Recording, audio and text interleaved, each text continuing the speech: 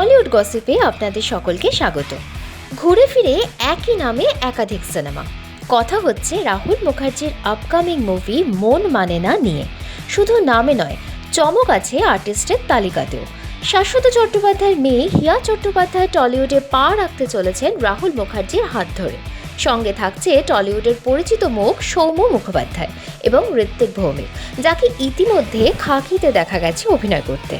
এবার প্রশ্ন হলো, বাংলা সিনেমার ইতিহাসে 2008-এর পর 2025-এও কি মন মানে না দর্শকদের মন জয় করতে পারবে? খুকুমনি হোম ডেলিভারির সেই খুকুমনিকে মনে আছে তো?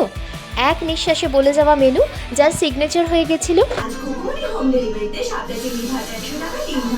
এই ধারাবাহিকে অভিনয় করে নজর কেড়েছিলেন দীপান্বিতা রক্ষিত। তারপর তুতে ধারাবাহিকের মাধ্যমে দর্শক পেয়েছিলেন নতুন জুটি সৈয়দ এবং দীপান্বিতাকে। কিন্তু 1 বছর হওয়ার আগেই শেষ হয়ে যায় তাদের যাত্রা।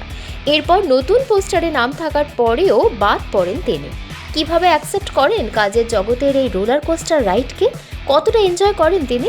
ট্রাইব টিভিকে জানালেন অভিনেত্রী নিজেই। দেখো, কাজ কোনো একটা না হলেও পরে তো আবার আরো কাজ হবে, কিন্তু খারাপ এটা লাগে যে এত এফোর্ট দেওয়ার পরেও যদি কোনো কাজ সেই জায়গা অবধি না পৌঁছে, সেইটা আরো খারাপ লাগে। আর হ্যাঁ, কাজ সবাই আমরা এই জন্যই করি, কারণ হচ্ছে সেই কাজটাকে আমরা ভালোবাসি, সেইটাকে একটা জায়গা অবধি নিয়ে যেতে চাই। সেই জন্য আমরা কোনো একটা কাজ শুরু করি। সেই কাজগুলো না আমাদের কাছে নবজাত শিশুর মতো হয়। তো এটা বেসিক্যালি সবার জন্য মিসক্যারেজ বলা যেতে পারে। একটা যে কোনো কাজ নবজাত শিশুর মতো। তো সেই পেনটাকে তুমি কিভাবে হিল করো নিজের মধ্যে? এই যে রোগ হয়ে গেছি, এক্সারসাইজ করেছি না। আমি এটা বলবো, জীবনে যদি কখনো ডিপ্রেশন হয়, তোমরা যদি কখনো ডিপ্রেশনে ভোগো না, এক্সারসাইজ করো, নিজের হেলথের ওপরে খেয়াল রাখো, আর অন্যদিকে নিজেকে ডাইভার্ট করার চেষ্টা করো। দেখবে ডিপ্রেশন আস্তে আস্তে আস্তে আস্তে চলে যাবে। আর আমার জীবনে না, আমার মনে হয় ডিপ্রেশনের কোনো জায়গা নেই।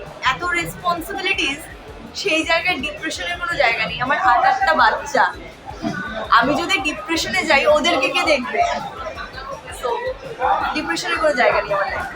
চুপি চুপি রেড 2 দেখতে গিয়ে ট্রাইব টিভির রেডে ধরা পড়লেন সোহেল আর তিয়াশা।